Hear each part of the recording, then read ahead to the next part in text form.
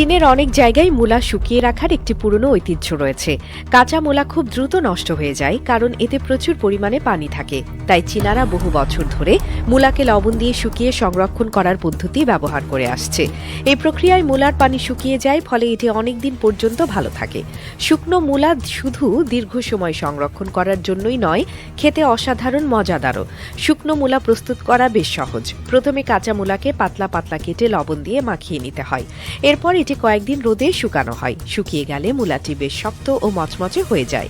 খাবার আগে এটি কিছুক্ষণ পানিতে ভিজিয়ে নরম করে নিতে হয়। এরপর এটি ছোট টুকরো করে কেটে পছন্দের মশলা দিয়ে মিশিয়ে একটি সুস্বাদু সাইড ডিশ তৈরি করা যায়। এটি ভাতের সাথে খেতে দারুণ লাগে।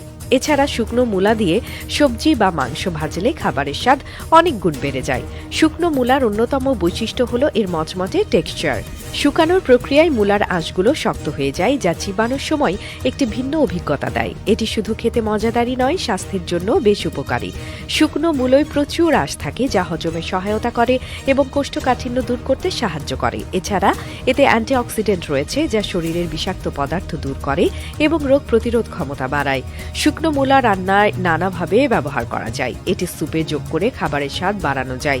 চাটনি বা আচারের উপাদান হিসেবেও এটি ব্যবহার করা হয়। আবার এটি সবজি বা মাংস ভেজে একটি সম্পূর্ণ খাবারের রূপ দিতে পারে।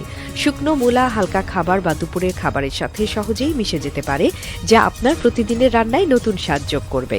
বাংলাদেশে শুকনো মূলা খুব জনপ্রিয় না হলেও এটি সহজেই জনপ্রিয় হতে পারে।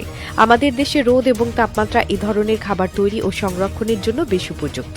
শুকনো মূলা ঘরে বানানো খুব সহজ।